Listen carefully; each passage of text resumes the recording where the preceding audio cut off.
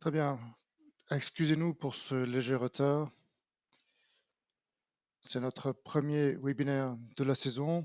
Nous essayons d'avoir l'interprétation en français. Nous espérons que nous aurons cette fonctionnalité pour vous. Il se peut que cela ne soit pas trop possible aujourd'hui, mais bon, toutes nos excuses à l'avance si c'est le cas. Nous savons en tout cas, c'est un grand honneur et nous sommes très heureux de vous présenter Petra Schulz, qui présentera donc notre premier webinaire intitulé Family Advocacy in the Midst of the Drug Poisoning Crisis, la défense des intérêts des familles au cœur de la crise des intoxications médicamenteuses. Je sais que allez être tous émus, captivés par ce qu'elle a partagé avec nous aujourd'hui. Je voudrais juste rappeler à tout le monde que si vous ne vous êtes pas encore inscrit à l'événement principal, nous avons deux autres webinaires qui auront lieu le 30 octobre et le 6 novembre. Nous vous encourageons donc à vous enregistrer, à vous inscrire. Vous pouvez trouver toutes les informations, ce qui est disponible sur notre agenda jusqu'à présent, qui sera mis à jour en permanence. Et nos intervenants, leur biographie, les liens d'inscription, et ainsi que les patients sur redefininghealthcare.ca. Nous tenons à remercier chaleureusement tous ceux qui nous soutiennent, nos sponsors, qui rendent les webinaires et les sommets possibles.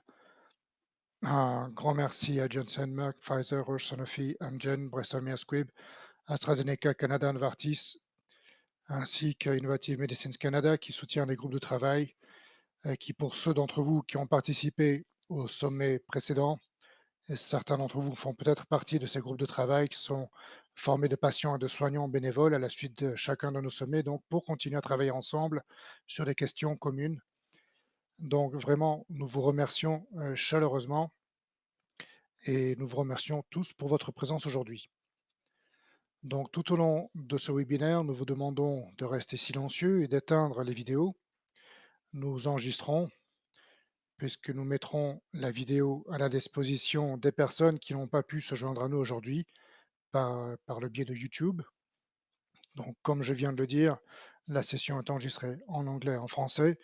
Nous espérions pouvoir proposer l'interprétation en français si cela fonctionne. Vous pourriez y accéder en cliquant sur l'icône du petit globe terrestre en bas de l'écran, en coupant bien sûr votre son d'origine, en sélectionnant le français.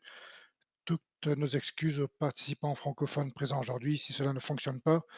Nous allons en tout cas essayer de résoudre le problème d'ici notre prochain webinaire. Si vous avez une question à poser à n'importe quel moment de la présentation, veuillez l'inscrire dans la boîte de dialogue. En tant que modératrice, j'en prendrai note et je la porterai à votre attention, à l'attention de Petra après sa présentation. Si vous rencontrez des difficultés techniques pendant le webinaire, veuillez contacter Lansley via la fonction de clavardage donc pour obtenir de l'aide. Et enfin, aidez-nous à faire passer le message. Si vous êtes inspiré par ce que vous entendez de Petra aujourd'hui, merci de partager sur les médias sociaux. Voici quelques mots dièses, hashtags que vous pouvez utiliser afin que nous puissions lancer la conversation et vraiment aider à encadrer les patients donc, qui redéfinissent l'avenir des soins de santé au Canada pour cette année, en commençant dès maintenant par la défense et le plaidoyer en faveur des familles face à la crise de l'empoisonnement médicamenteux. Alors, donnez-moi une petite seconde, Petra. Donnez-moi le contrôle.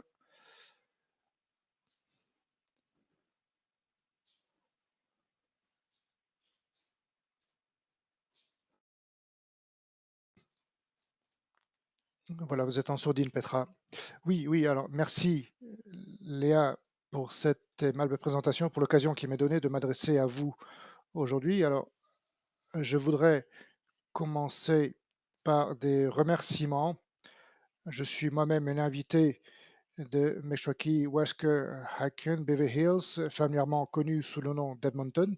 Donc, il se trouve dans le territoire du traité 6 qui rencontre donc la région 4, où nous trouvons sur les terres traditionnelles de nombreuses Premières Nations et de puissants peuples, dont les Cris, les Pieds-Noirs, les Lakota, les Sioux, les Iroquois, les Dene, les Bijiwi, les Anishinaabe et bien d'autres. Et nous nous considérons ici comme des personnes visées euh, par un traité, comme l'a expliqué un jour un ami autochtone.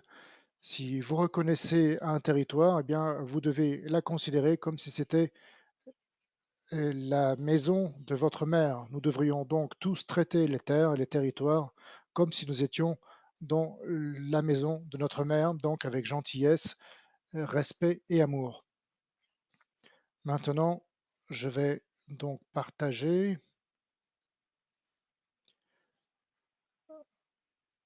Alors je vais d'abord faire figurer cela sur la présentation, c'est plus facile. Première diapositive.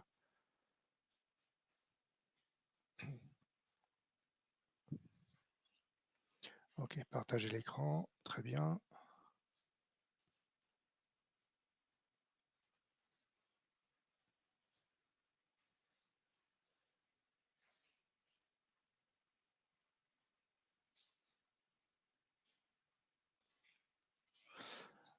OK, donc tout le monde voit la diapositive? Oui, apparemment, c'est bon. Très bien. Donc, j'aimerais vous parler de la défense de la famille au milieu de la crise de l'empoisonnement médicamenteux. Quand je parle, je commence toujours par mon histoire et l'histoire de notre fils, Danny. Et pour illustrer notre travail de plaidoyer, je voudrais vous parler un peu de Mom Stop the Harm, ce que nous faisons, ce que nous défendons, et notre travail dans les médias. J'ai trouvé que c'était un bon moyen d'illustrer notre travail de plaidoyer parce qu'une grande partie de ce travail est documenté sur le site. Je vais donc vous présenter quelques-uns de nos travaux médiatiques et certaines de nos initiatives, car la défense des intérêts d'un groupe, qu'il s'agisse de la défense des intérêts des patients ou des intérêts du monde de la politique, donc sur les contrôles de drogue et médicaments, il s'agit de sensibiliser les gens à une question à laquelle on ne prête pas souvent attention, tant que ça ne les affecte pas. Ce qui s'est passé pour nous, voici donc Danny, notre plus jeune enfant. Alors c'est difficile de penser que cela fait presque 10 ans que nous l'avons perdu. Je pense à lui tous les jours et je me dis toujours que l'issue aurait pu être différente pour lui. Danny est le plus jeune, il était différent de beaucoup d'autres enfants, même lorsqu'il était petit. Après les 3 ans, il voulait un cactus pour son anniversaire. À 8 ans, il voulait un kit d'orpaillage et pensait trouver des richesses dans la rivière Saskatchewan. À 14 ans, il a acheté sa première vieille voiture avec son père, une petite Chevette, et au cours de sa courte vie, il a eu de nombreuses voitures. Il l'appelait des modèles vintage. Moi, je considérais que c'était des vieilles voitures, mais Danny a lui aussi connu des difficultés. Lorsqu'il était étudiant, on lui a diagnostiqué un trouble de l'apprentissage. Alors moi, j'ai enseigné à mes étudiants lorsque j'ai enseigné professionnellement, j'enseignais à mes étudiants que les personnes souffrant de troubles de l'apprentissage ont souvent des difficultés avec ce qu'on appelle les fonctions d'exécution, tout ce qui est donc la planification des activités ou l'organisation, mais cela signifie aussi des difficultés à anticiper les conséquences d'une action, à contrôler les impulsions et à anticiper les conséquences. Il s'agit certainement d'un problème auquel Dany a été parfois confronté. Lorsque je lui demandais à quoi il pensait, il me répondait: «Non, je ne pensais pas du tout. Cela me semblait être la bonne chose à faire à ce moment-là». Alors en plus de ses difficultés d'apprentissage à l'adolescence, Dany a révélé son homosexualité. Et oui, alors même aujourd'hui, je pense que, beaucoup d'équipes encore plus aujourd'hui avec tout ce qu'il se passe sur les médias sociaux et avec, toutes les contestations et les protestations qui ont lieu, il est difficile d'être un enfant, gay, homosexuel, donc au lycée ou au collège. Il a certainement dû faire face à cela. Plus tard, nous avons appris qu'il avait été, victime de brimades et de harcèlement et en plus, il avait des problèmes de santé mentale et commençait à, s'auto-médicamenter, donc à notre insu, comme le font beaucoup de jeunes. Il est difficile, d'obtenir le bon traitement au bon moment et de la bonne manière pour tous ces problèmes de santé mentale, en particulier pour nos adolescents, et Danny était l'un de ceux qui ont dû faire face justement à ce genre de situation. Danny a toujours aimé cuisiner. Lorsqu'il, a voulu aller à l'école culinaire de Vancouver, cela lui a semblé être une étape logique. Et déjà au lycée, il avait travaillé, dans des restaurants. Il travaillait comme, plongeur, il faisait la vaisselle, puis comme cuisinier à la chaîne, cuisinier préparateur et finalement, même avant d'obtenir une formation formelle de cuisinier pour entrer à l'université. Il a dû faire un rattrapage au lycée et il a trouvé une stratégie qui lui convenait. Il aimait, l'aspect social, il aimait la politique, il avait donc toujours un cours de sciences sociales avant son cours d'anglais et de mathématiques, il en avait toujours besoin, donc je pense qu'il a probablement suivi 33 fois des cours de sciences sociales pour réussir ses cours d'anglais et de mathématiques. Il était admis à l'école culinaire de Vancouver et au début, tout allait pour le mieux. Il gagnait des concours de cuisine, il me racontait ce qu'il faisait, il partageait ses recettes, mais finalement, il a on a moins entendu parler de ce qu'il se passait à l'école. Il avait l'impression d'avoir des difficultés, mais nous n'étions pas vraiment sûrs de la nature de ces difficultés. Il suivait un programme accéléré et avait donc 10 semaines de congé, 2 semaines de pause et ces pauses se déroulaient il les passait dans les restaurants. Il est donc entré chez lui à Edmonton qu'une seule fois pour une brève visite pendant cette période et une fois je lui ai parlé, il m'a dit qu'il avait quelque chose dont il devait, nous parler. Il avait l'air inquiet et j'étais inquiète et à l'automne et finalement, il il a il s'est confié et ça nous a brisé. Nous avons appris qu'il était dépendant à l'héroïne et qu'il avait des problèmes. Il avait dépensé la totalité de son prêt étudiant et ne pouvait plus payer les frais de scolarité du semestre à venir. Son petit ami lui ayant demandé de partir, il n'avait plus d'endroit où vivre, et donc nous avons dû aider Danny à rentrer chez lui à Edmonton. Sur la photo, on le voit obtenir son diplôme de l'école culinaire en 2011. Il a réussi à terminer l'école culinaire. Il a dû abandonner la gestion d'un restaurant. Nous l'avons donc ramené à Edmonton et Danny s'est désintoxiqué dans le canapé de notre salon et quiconque a déjà vu quelqu'un en cure de désintoxication sans assistance médicale, c'est vraiment une expérience horrible. Et je pensais que Danny ferait tout pour ne pas répéter cette expérience, mais je ne comprenais pas, mon mari ne comprenait pas comment fonctionne la toxicomanie, à quoi devrait ressembler ou devait ressembler un traitement contre la toxicomanie. Nous ne savions rien de la réduction des risques, beaucoup de choses que nous ne comprenions pas. Donc Danny est passé par un cycle de désintoxication, il est finalement retourné à Vancouver. Sa consommation s'est aggravée, il a commencé à s'injecter de la drogue, mais à Vancouver, un ami l'a fait entrer dans un traitement par agoniste opioïde, ce que l'on appelle, ou on l'appelle traitement de substitution aux opiacés avec de la méthadone. Pour nous, la méthadone était un médicament, mais une étape temporaire pour retrouver notre ancien Danny. Donc nous lui avons donc demandé, Danny, combien de temps dois-tu prendre ces médicaments? Es-tu en train de diminuer progressivement? Quelle est la dose que tu prends? Nous avons vraiment encouragé Danny, ou même peut-être nous l'avons poussé à arrêter ses médicaments bien plus tôt qu'il ne l'aurait dû.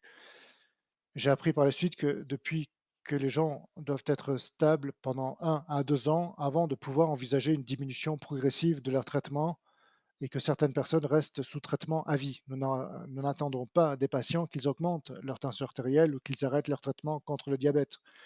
Et les médicaments pour la consommation de substances diopoïdes, dans ce cas, eh bien, c'est exactement la même chose. Un très bon ami qui a produit un podcast extraordinaire et qui est sous méthadone depuis 20 ans et on ne pourrait jamais savoir que c'est le cas. Danny donc est revenu à Edmonton, il a retrouvé un emploi dans un restaurant et il a eu son propre appartement, mais comme il n'était pas tout à fait stable, il a fait des rechutes. Une fois, à la fin d'un voyage qu'il avait fait avec son père, je suis allé le chercher à l'aéroport tard dans la soirée. Il était revenu tout seul et sur le chemin du retour, nous avons eu une très bonne conversation. Il m'a dit: «Vous pouvez reprendre rendez-vous pour moi avec mon médecin et mon psychologue?» Donc Danny n'était pas très doué pour prendre des rendez-vous. Nous avions convenu avec ses prestataires de soins de santé que je pourrais le faire à sa place. J'avais envie de lui demander: «Danny, est-ce que tu te drogues encore?» Mais je savais que cela n'aurait pas été une bonne chose. Il aurait été, très en colère contre lui-même et contre moi. Donc j'ai laissé tomber. J'ai pris donc rendez-vous le lendemain et dans l'après-midi de ce même jour, je n'arrivais pas à le joindre. Il travaillait tôt et je me suis dit qu'il rentrait à la maison, tard le soir à minuit. Et lorsqu'il est rentré, alors je dois l'expliquer, j'étais aussi propre que lui dans la cuisine. Il était tout était en désordre dans son appartement. J'étais allé faire le ménage pour lui. Je lui ai acheté une nouvelle étagère. Il aimait, les meubles du milieu du siècle et j'ai trouvé une magnifique étagère en teck que j'ai toujours, j'ai passé des livres. Je lui ai montré, il m'a dit: «Oh, il y a vraiment tellement de place, j'ai besoin de beaucoup plus de livres de cuisine» et quand je suis parti, il m'a dit: «Je t'aime» et je lui ai dit aussi: «Je t'aime, mon chéri». Et le lendemain, comme je n'arrivais pas à le rejoindre, je pensais qu'il était donc, rentré après minuit et qu'il avait travaillé jusqu'à 7 heures du matin, qu'il avait donc probablement besoin de se reposer. Le jour suivant, j'ai appelé le restaurant. Le restaurant où il travaillait, c'était l'un des meilleurs restaurants de la ville et j'ai demandé: «Mon fils, est-il venu travailler?» et ce n'est pas une chose à faire en tant que mère, même c'est ce que j'avais envie de faire. Donc en fin d'après-midi, alors que je n'avais pas eu de nouvelles de lui, mon mari et moi nous sommes rendus à son appartement. Je connaissais le code d'entrée, mais il n'y avait pas de bruit. Il y a il y avait des signes qu'il devait être à la maison, mais aucun bruit de la part de Dany et puis j'ai vu une lumière sous la porte. Il n'y avait aucun bruit, provenant de la salle de bain où j'ai vu la lumière et j'ai su que le jour que j'avais tant redouté était arrivé. Les familles dont l'un des proches est malade et vivent ce que l'on appelle un deuil anticipé, où nous voyons dans notre esprit, dans nos cauchemars, nos enfants mourir de nombreuses fois avant qu'ils ne meurent vraiment.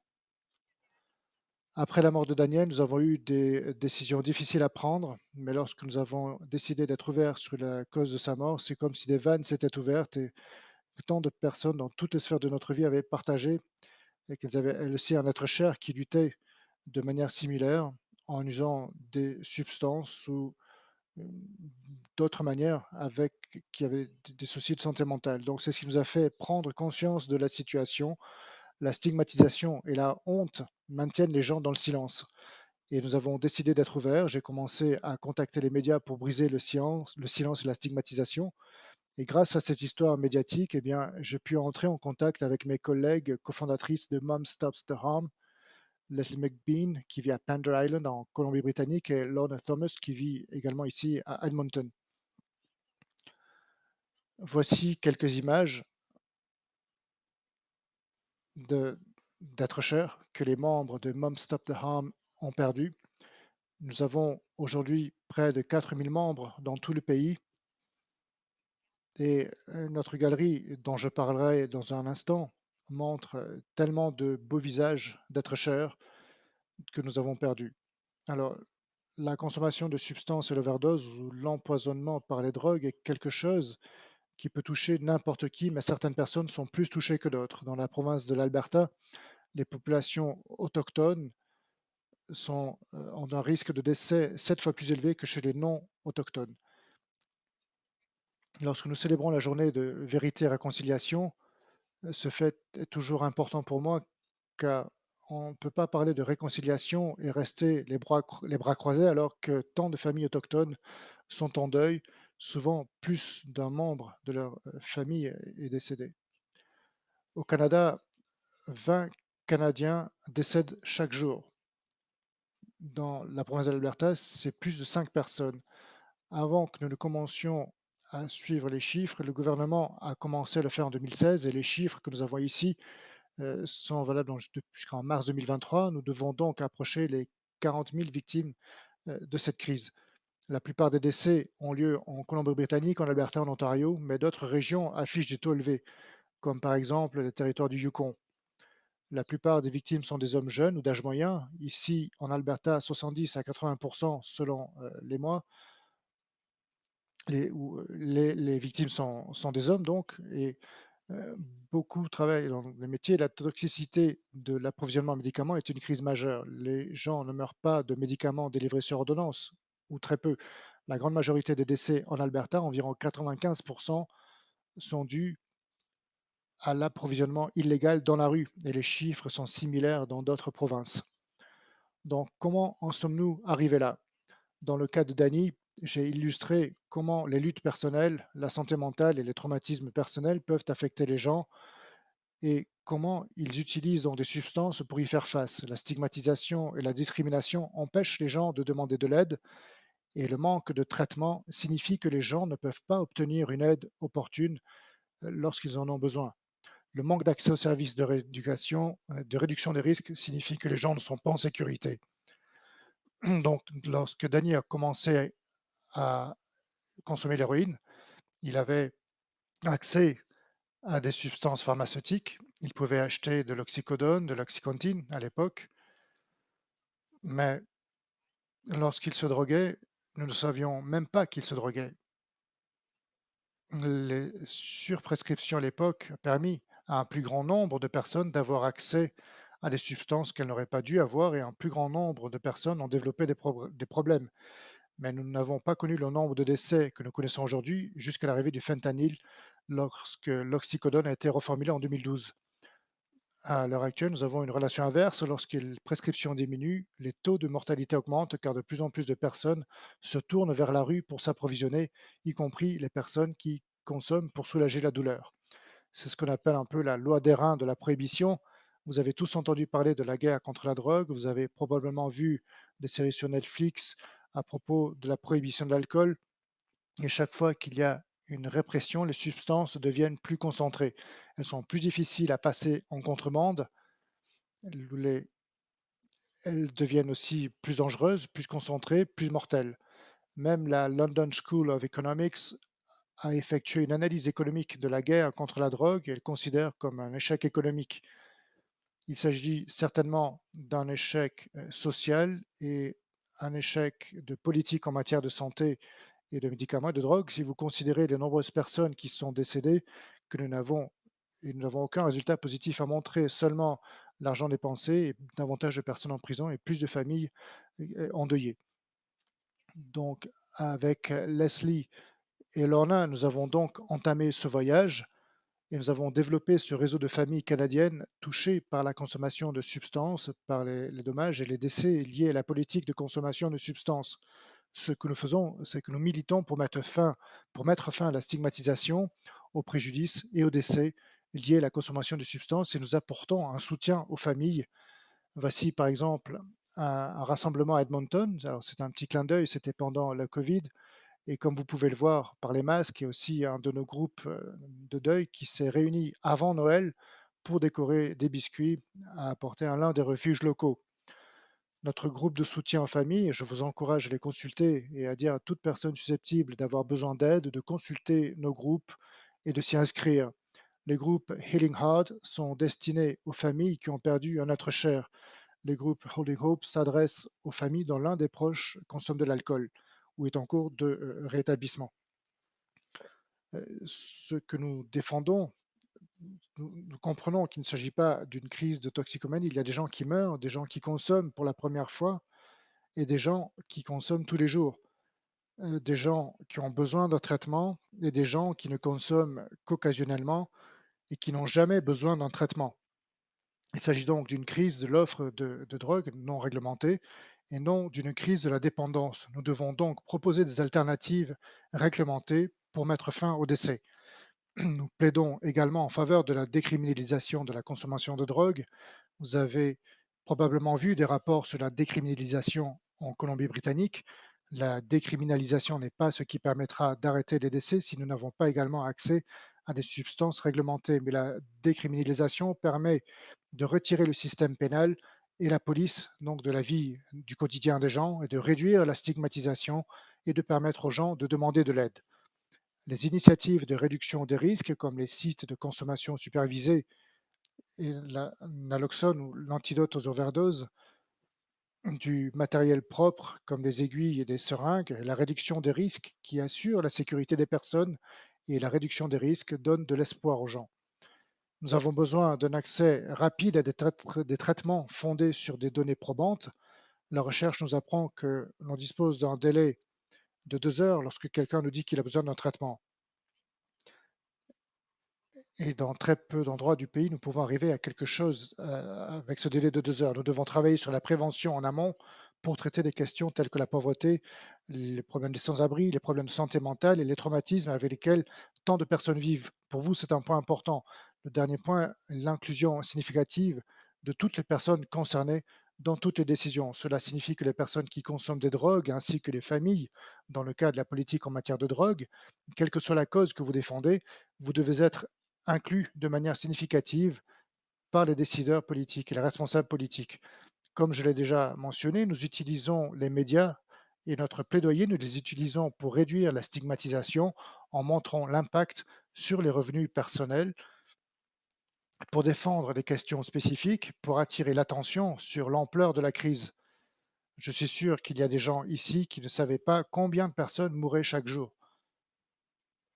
Et pour œuvrer en faveur d'un changement de politique et lutter contre ce que j'appelle les attaques post-vérité, qui sont des attaques qui viennent des milieux politiques, qui utilisent notre cause comme un moyen de gagner du terrain sans fonder leurs déclarations sur des faits et en faisant des déclarations qui sont préjudiciables envers les gens.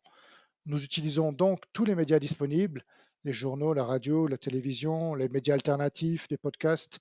Nous avons participé à des documentaires, des entrevues dans les magazines et plus souvent maintenant, nous utilisons des blogs, surtout depuis que Facebook bloque les médias. Et donc Facebook a été, surtout dans les premières années, très important pour faire passer notre message. Aujourd'hui, nous utilisons davantage Instagram. Nous sommes également sur X, anciennement Twitter. Voici donc quelques exemples. Au départ, il s'agissait d'attirer l'attention sur la crise. Le premier article sur Dani a été partagé et le National Post a présenté un résumé de, de, de sa nécrologie. Eh bien, j'ai dû réduire sa notice nécrologique. Mon mari est passé de 5000 à 500 mots, ce qui a représenté un énorme défi. Mais la première fois que le National Post a publié sa nécrologie, c'est le Globe and Mail qui l'a fait. Lorsque j'ai vu dans le journal, je me suis dit qu'il avait de l'importance, que son histoire était importante et la douleur s'est momentanément estompée. J'ai senti que partager son histoire pouvait faire la différence. Ensuite, nous avons à nouveau raconté son histoire dans un journal local. C'est ainsi que nous sommes entrés en contact, comme l'ont fait d'autres familles. Lorsque nous avons commencé, nous avons plaidé pour des questions spécifiques. La naloxone, qui est aujourd'hui largement disponible, il s'agit de l'antidote que l'on peut administrer à quelqu'un en toute sécurité pour inverser une overdose d'opioïdes, alors qu'elle n'était pas facilement disponible à l'époque. La première question sur laquelle nous travaillons avec nos alliés, c'est que nous ne travaillons jamais seuls. Nous travaillons avec des alliés, en particulier celles et ceux qui sont dirigés par les personnes, des groupes qui sont dirigés par les personnes qui consomment des drogues. Nous avons donc demandé que la naloxone soit disponible gratuitement et en vente libre, ce qui était le cas, ce qui est maintenant le cas depuis plusieurs années. Et nous avons travaillé pour la loi Bon Samaritain, la loi 901, qui est une sorte de petite décriminalisation où vous n'êtes pas finalement accusé dans le cas d'un appel au 911. Nous nous sommes également prononcés contre les soins involontaires qui sont quelque chose qui se profile à l'horizon et je serais heureuse de répondre à vos questions à ce sujet si vous en avez. La décriminalisation est ce que l'on appelle l'approvisionnement sûr, les alternatives réglementées sûres. L'une de nos membres, une mère de famille de Colombie-Britannique, qui est Jessica, et Jessica a couru un marathon tous les jours pendant un mois au sujet du ministère de la Santé mentale et des dépendances à Victoria.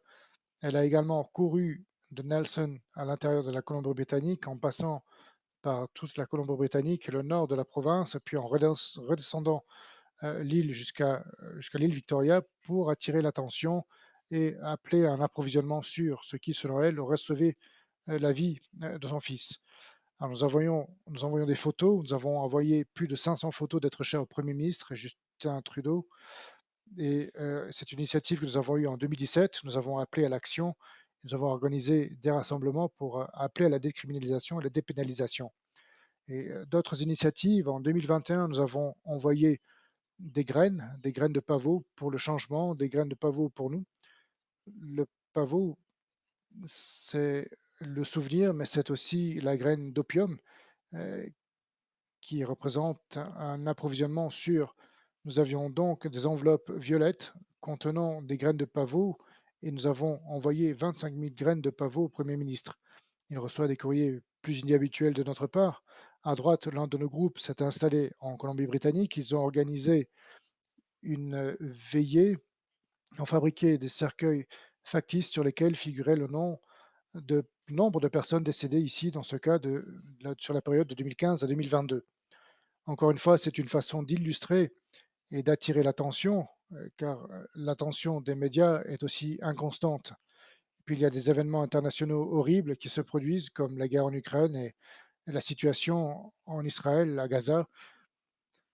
Et bon, on est très vite plus à l'ordre du jour. Il faut donc trouver les moyens de revenir à l'ordre du jour des médias. Et à la base, nous avons participé également à un groupe à Vancouver qui s'appelle le Drug User Liberation Front, le Front de libération des usagers de drogue. Ils ont un programme dans le cadre duquel ils donnent des substances testées et sûres aux membres d'un club de compassion, beaucoup de cannabis, cannabis médical. Ils ont commencé donc par des clubs de compassion, des compassion clubs. C'est un peu la même chose. Ils ont récemment publié des résultats qu'ils n'avaient pas obtenus depuis 2 ans. Aucun participant n'a été victime d'une intoxication médicamenteuse ou d'un décès. Et plus important encore, aucun participant n'est décédé. Et de nombreux participants sont plus engagés dans la vie, ont trouvé un emploi et ont su restabiliser leur vie. C'est donc un résultat important. Nous avons donc participé avec eux à la distribution d'un approvisionnement sûr et réglementé dans le cadre d'un événement à Vancouver. Il s'agissait d'une initiative très forte et émouvante que nous avons menée dans tout le pays. Nous avons demandé à des maires de se tenir des mères de famille de se tenir dans des lieux historiques ou des sites significatifs pour elles, avec des croix représentant leurs proches. D'abord à Kelowna, en Colombie-Britannique, sur la photo ici à gauche, puis la photo du haut sur les terres de la tribu des Bloods dans le sud de l'Alberta, et en particulier la nation emblématique des Premières Nations. La photo du bas, c'est Edmonton, en Alberta. Ces images ont vraiment attiré l'attention et constitué un symbole puissant. Nous avons cessé, depuis que les tombes des enfants autochtones ont été découvertes, nous avons constaté que nos images risquaient d'être trop douloureuses et d'être confondues. Je voulais donc vous montrer qu'il s'agit d'une campagne puissante et très efficace, mais il faut aussi toujours envisager ces campagnes dans le contexte de ce qui se passe ailleurs dans la société. Nous travaillons en étroite collaboration avec les médias. Ils nous contactent souvent et nous les mettons en relation avec des familles qui pourraient être disposées à partager leur histoire ici. Donc ici le Global Mail qui a publié les visages de 2000, non, de 200 personnes décédées et nombre d'entre elles étaient des mères. Donc les membres du groupe Stop the Harm, lorsque nous travaillons avec les médias, nous essayons de les aider. Et eux, en retour, ils nous aident à diffuser nos histoires si nous avons quelque chose à leur proposer. Il s'agit donc d'un véritable partenariat. Nous avons des alliés médiatiques qui défendent nos causes et nous les contactons. Nous avons des événements importants qui attirent l'attention des médias. Le plus important chaque année est la Journée internationale de sensibilisation aux overdoses. Il s'agit d'un événement mondial et c'est un événement qui a lieu tous les 31 août. Nous organisons des manifestations à Terre-Neuve, à l'île de Vancouver. Voici quelques exemples d'histoires. Pour cette journée internationale de sensibilisation aux overdoses, nous avons des icônes historiques, des bâtiments emblématiques ou des structures emblématiques dans la ville qui sont illuminées.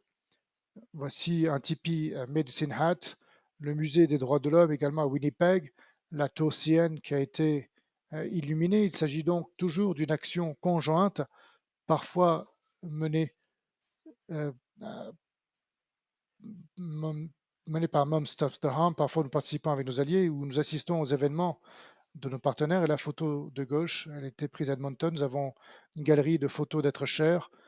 Et cette année, notre manifestation à Edmonton a attiré près de 500 personnes dans un parc, toutes venues pour se souvenir collectivement de nos proches et attirer l'attention sur la nécessité d'un changement. Le thème de cette année était Voyez-moi. Nous revoici avec l'histoire de Jessica et tout le travail qu'elle a réalisé. Nous faisons donc connaître les histoires dans les petites communautés grâce à des initiatives telles que la course à pied de Jessica, parce qu'elle a dû s'arrêter donc dans chaque communauté tout au long du chemin que les alliés locaux se sont manifestés. À Noël, nous avons des arbres commémoratifs que nous plaçons dans les espaces publics. Souvent, nous ciblons les hôpitaux, les halls d'entrée, les lobbies des hôpitaux parce qu'ils ont déjà des arbres. Mais nous sommes aussi allés dans des centres commerciaux et à l'hôtel de ville, partout, nous avons pu trouver des partenariats. Nous avons, ici à Edmonton, lorsque nous avons installé les arbres, nous avons un moyen de faire appel à d'autres personnes. À Red Deer, ils ont eu des petits cœurs pourpres sur lesquels les gens pouvaient écrire leur nom. À Edmonton, nous avons organisé une collecte où les gens pouvaient écrire leur nom. Et à Red Deer, ils ont découpé 200 cœurs pourpres qui ont disparu en l'espace d'un week-end. C'était vraiment un chagrin tellement immense, tant de personnes inconnues et qui passent inaperçues. Les familles veulent exprimer leur chagrin et faire connaître le nom de leurs proches à Edmonton.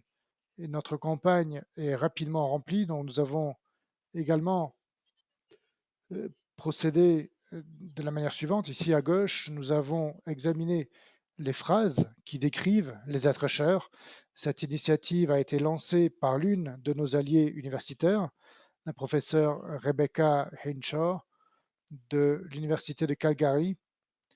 Et Rebecca et moi avons passé du temps à Noël lorsque nous ne pouvions aller nulle part et nous avons passé au peigne fin les nouvelles, les notices nécrologiques. Et nous avons donc ici à droite un exemple de la galerie qui est sur notre page Facebook où nous partageons des images, des profils et des histoires de nos proches.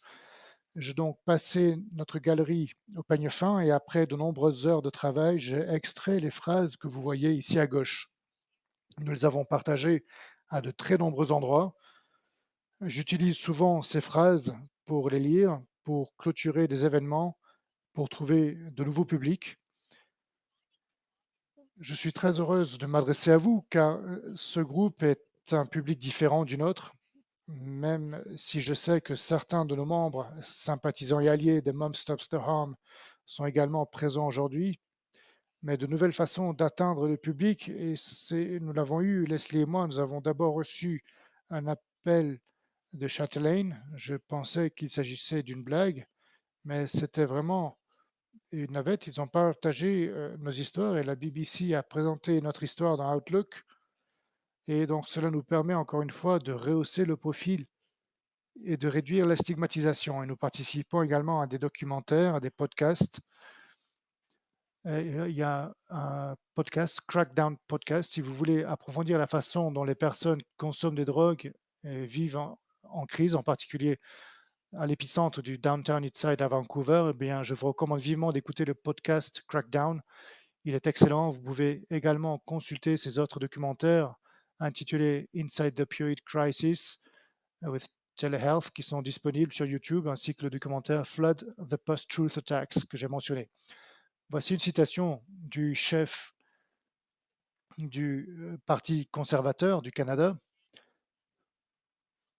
Nous sommes très souvent attaqués, on nous traite d'activistes. Les gens disent que nous sommes payés par les laboratoires pharmaceutiques. Ce n'est pas le cas, nous n'acceptons pas l'argent des compagnies pharmaceutiques et oui, on nous traite de bureaucrates de la santé publique, mais ce que les gens comme M. Paul ne font pas, c'est qu'ils ne tiennent pas compte des preuves. Nous citons toujours les preuves. Tout ce que nous faisons est basé sur notre expérience personnelle, combinée à la recherche, et c'est ce qui guide notre politique, nos actions. Il est déchirant de voir des déclarations comme celle-ci et d'avoir des actions basées sur des preuves qui ont été attaquées. Par exemple, en Colombie-Britannique, moins de 5% des personnes qui en ont besoin, ont accès à un approvisionnement sûr. Et ce n'est pas l'approvisionnement sûr qui est à l'origine des décès.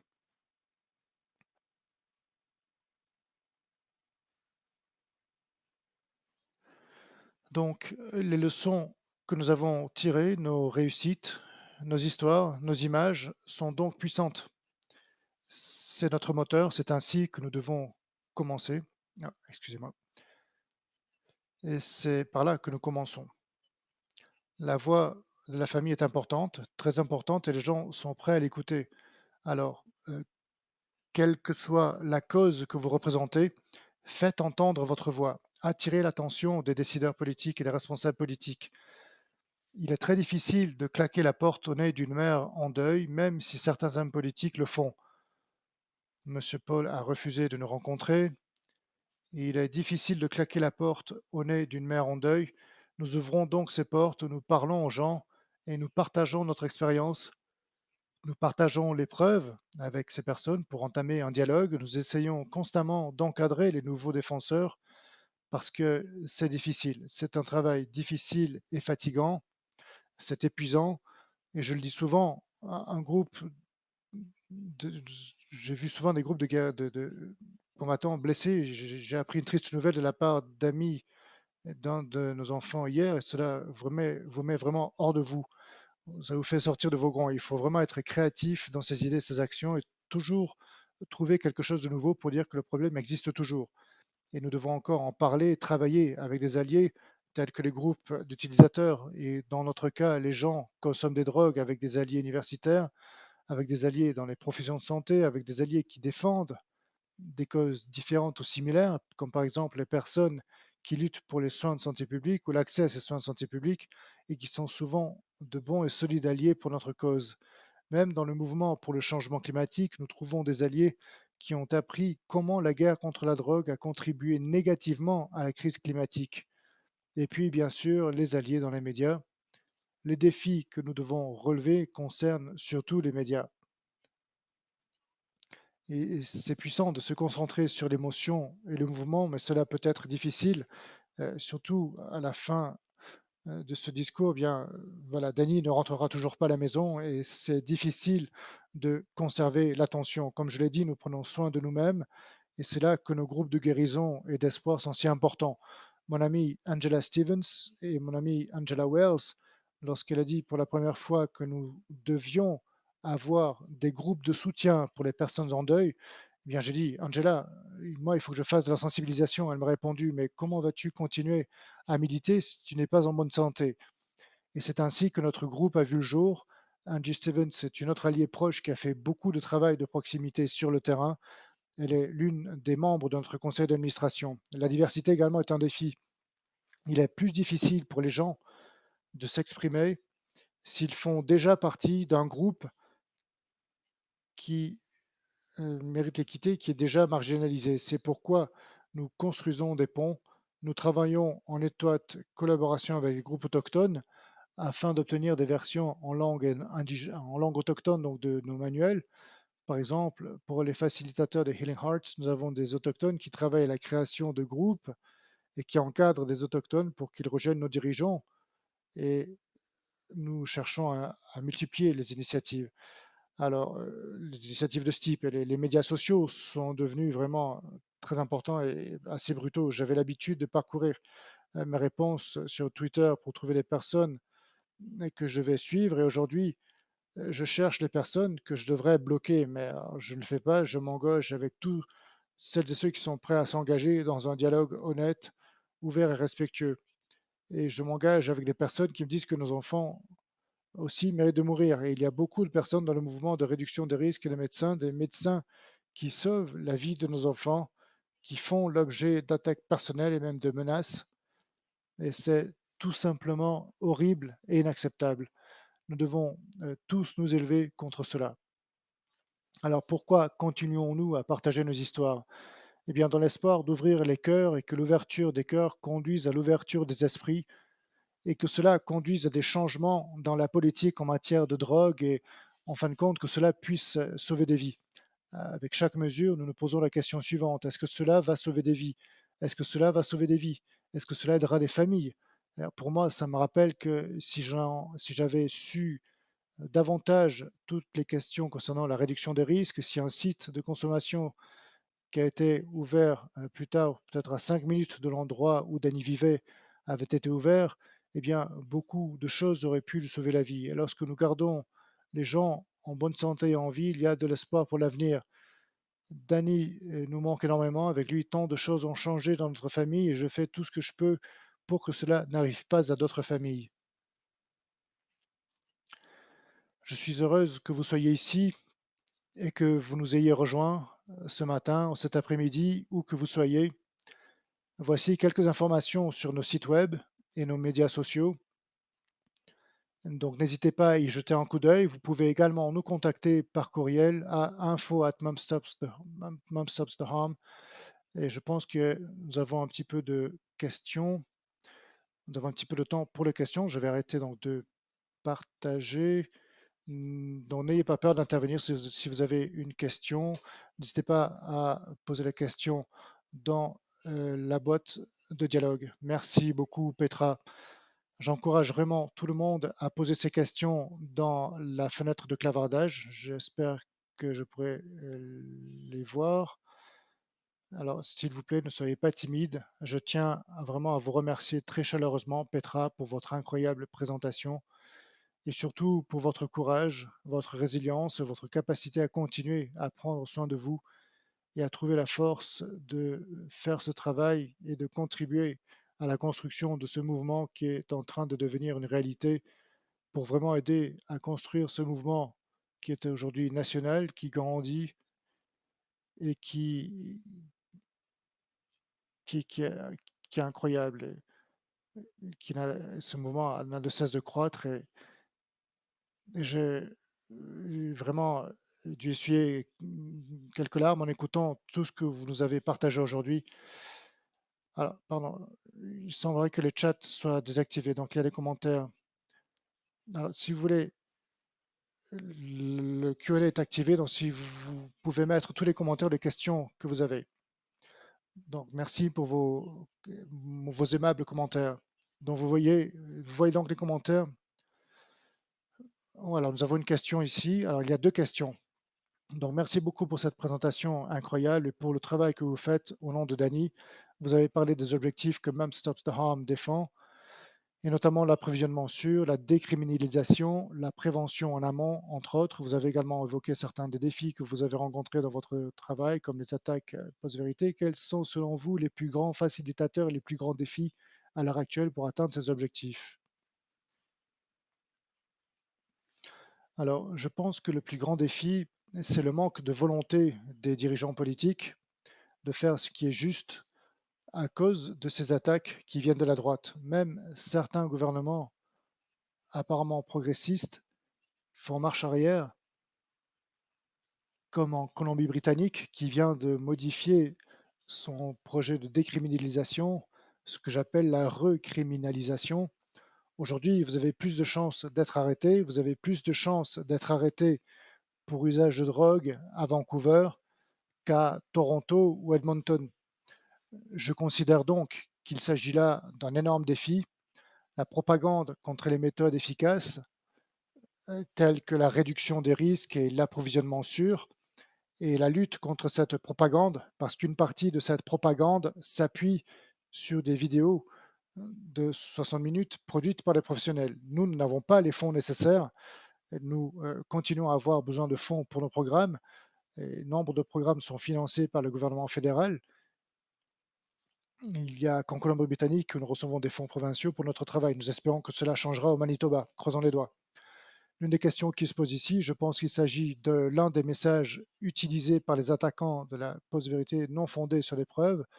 C'est ce que vous avez mentionné, donc le traitement involontaire, c'est souvent ce qu'ils disent. C'est ce que vous devriez faire. Vous devriez exiger que les gens reçoivent un traitement. Il y a donc une question qui se pose ici. Pourriez-vous nous en dire un peu plus sur ces questions et sur les raisons pour lesquelles votre groupe ne soutient pas le traitement forcé? Oui, alors le traitement forcé, il y a de nombreuses recherches qui montrent que le traitement forcé est non seulement inefficace, mais il est aussi dangereux. La plupart des traitements forcés sont basés sur l'abstinence et lorsqu'une personne met fin au traitement, après une semaine ou 28 jours, peu importe la durée, elle recommence à consommer parce qu'elle n'était pas motivée pour arrêter dès le départ.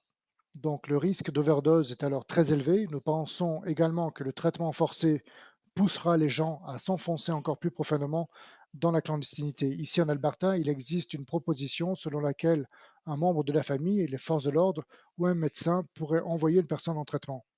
C'est la chose la plus dangereuse à faire qui est de consommer seul, car il n'y a alors personne pour vous sauver en cas d'empoisonnement ou d'overdose. Le traitement forcé risque davantage de pousser les gens à la clandestinité. Nous ne comprenons pas non plus que les personnes qui veulent se faire soigner ne puissent pas l'être.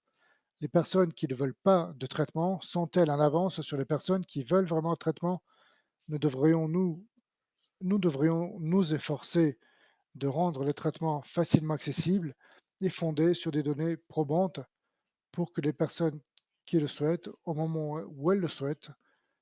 Nous avons également des familles qui ont été confrontées à des traitements forcés, par exemple euh, pour les enfants. Mon amie Angela Wells a publié sur son blog un article intitulé The Trouble with Chad. Je vous encourage à y jeter un œil car il y a beaucoup de preuves contre cette pratique. Je n'ai pas connaissance d'études montrant leur efficacité. Nous avons également entendu des professionnels de la santé dire qu'une infirmière que je connais qui travaille en désintoxication m'a dit: «Si vous me forcez à amener en désintoxication des gens qui ne veulent pas y être, eh bien, je me retire». C'est un autre défi. Des ambulanciers, par exemple, m'ont dit qu'ils ne voulaient pas amener en traitement des personnes qui ne voulaient pas y aller. Donc il y a vraiment beaucoup de choses à expliquer. Merci d'avoir aidé à expliquer cela aux gens. Une question de Louise: «Que pouvons-nous faire en tant que groupe de patients et de soignants pour aider les mamans à arrêter le mal?» Pour l'association Mom Stops the Harm. Très bonne question. Alors, ce que nous sommes, nous devons tous participer, nous devons tous être des alliés pour nos causes. Nous voulons tous des soins de santé de qualité, accessibles et fondés sur des données probantes pour nos proches. Nous voulons des politiques en matière de drogue qui répondent aux besoins. Alors, s'il y a un événement local, prenez contact avec nous. Si vous le pouvez, adressez-vous à vos députés provinciaux, consultez notre site web. Vous pouvez vous inscrire à notre lettre d'information et à notre site web où nous vous tiendrons au courant. S'il y a des causes spécifiques que nous défendons et pour lesquelles nous contactons les politiciens, bien venez à la journée internationale également de sensibilisation aux surdoses ou à d'autres événements et montrez votre soutien en vous inscrivant sur nos médias sociaux et dans notre lettre d'information. C'est un bon début. Il n'est pas nécessaire d'être touché en tant que famille pour faire partie de notre groupe et rester informé. Ça, c'est bon à savoir. Donc, si nous nous inscrivons, nous recevrons régulièrement des informations sur la possibilité de participer à une campagne ou d'apporter notre voix et notre soutien. Exactement. Merveilleux. Alors, une question un peu personnelle. Faut-il être parent pour faire partie de votre organisation? Ma nièce lutte contre la toxicomanie depuis 10 ans. Non, ce n'est pas nécessaire. Si c'était à refaire, nous nous appellerions pas Mom Stops the Harm, mais aujourd'hui, il est difficile de donner une nouvelle image. Ce serait plutôt Family Stops the Harm. Et lorsque nous voyons des familles, nous définissons les familles de manière plus large. C'est la vôtre, votre parenté, votre famille élargie. Et parfois, les amis aussi sont comme des membres de la famille. L'un des membres de notre conseil d'administration était amené à notre organisation par sa nièce. Alors bon, oui, n'hésitez pas à rejoindre l'un de nos groupes de soutien. Nous avons des groupes locaux au Canada, où vous trouverez les informations. Nous avons également des groupes nationaux sur Zoom auxquels vous pouvez vous joindre. Très bien. Et tout le monde écrit sur les questions-réponses. Apparemment, le chat est désactivé. Donc, si vous avez une question à laquelle vous avez essayé de répondre sur le chat, posez-la dans les questions-réponses. Une question ici. Le Canada dispose-t-il d'un programme national visant à alerter les jeunes à l'école sur les risques liés à l'approvisionnement en drogue? Existe-t-il une sorte d'éducation proactive dans les écoles? Alors, il n'y a rien du tout à l'échelle nationale. Certaines écoles utilisent encore un programme qui non seulement s'est avéré inefficace, mais qui fait intéressant, les enfants qui participent sont en fait plus à risque que les autres parce que ceux qui n'étaient pas à risque au départ ont vraiment peur et les autres pensent que cela semble intéressant et qu'ils devraient essayer. Donc, la recherche d'un collègue chercheur en Colombie-Britannique a montré que l'approche de réduction des risques est la plus efficace, comme lorsque vous parlez aux jeunes de sexualité, sexualité sans risque, lorsque vous leur parlez des risques de l'alcool, eh bien, vous devriez également parler de substances, adopter une approche d'initiation. C'est un sujet que j'aborde également dans d'autres conférences, mais vraiment, autant que possible, nous devrions décourager les jeunes de consommer, mais aussi leur expliquer que s'ils consomment, eh bien, leur expliquer ce qu'ils doivent faire pour rester en sécurité parce que nous ne pourrons jamais décourager 100 des jeunes. Il n'existe pas de programme national. Certaines de nos mères vont dans les écoles et y prennent la parole. Il est difficile pour nous d'entrer dans les écoles parce que notre message est différent de ce que les gens attendent. Merci Pam. Alors peut-être pour les écoles, mais peut-être que nous finirons par comprendre que ce n'est pas différent de la santé sexuelle et que nous donnerons aux gens les outils et les informations. Ce programme est utilisé à Vancouver, un programme qui s'appelle SASI qui a fait ses preuves et qui fonctionne bien pour les jeunes. C'est une bonne chose à savoir. Donc si quelqu'un ici a ce genre de pouvoir, eh bien jetez-y un œil, encouragez ce genre de programme et d'initiatives dans vos écoles, dans votre province. Il y a une question ici de quelqu'un qui n'a pas pu voir le webinaire en entier, mais elle se demande si oui ou non il y a un document, un plan ou un programme complet que votre organisation doit être en mesure ou doit savoir. Et pourquoi demander aux politiciens ou aux responsables politiques et s'il y a différents types de demandes pour le fédéral par rapport au provincial et s'il y a un endroit où vous pouvez les diriger sur un site web. Alors oui, alors c'est quelque chose que nous devrions mettre sur notre liste de choses à faire encore. J'ai parlé à, à Marie de Régis et à Tracy Letts, qui sont maintenant présidente et vice-présidente du conseil d'administration. J'ai parlé à Tracy, elles vont travailler, le conseil d'administration va travailler sur les déclarations de politique générale qui seront publiées sur notre site web. Et nous sommes animés également par les nombreux bénévoles, les nombreux volontaires. Nous disposons de fonds pour nos programmes, mais pas pour des activités de plaidoyer. Donc tout est fait par les bénévoles, par nos volontaires, mais c'est une excellente suggestion. Oui, c'est une excellente idée qui pourrait vraiment aider beaucoup de groupes comme le nôtre et qui pourrait vraiment simplifier, amplifier la portée de vos messages. Nous avons ici des commentaires, beaucoup d'entre eux sont très sincères, très touchants. J'encourage donc tout le monde à lire ces commentaires et Petra, vous voudrez peut-être y jeter un coup d'œil également. En tout cas, merci du fond du cœur. Je vous invite donc à lire ces commentaires. Nous avons un petit peu dépassé l'heure. Il n'y a pas de nouvelles questions, donc je voudrais savoir si vous aviez une dernière pensée ou une sagesse à partager, un conseil avant de conclure. Alors, je veux juste que nous nous souvenions tous des nombreuses familles qui sont en deuil et des nombreuses familles qui sont en guerre, en lutte. Et si vous connaissez quelqu'un qui se bat, eh bien, gardez l'esprit ouvert à ce que nous disons. Pratiquez l'amour, non pas, ne soyez pas dur, fixez toujours des limites saines, mais en maintenant des relations d'amour. C'est ce que nous encourageons.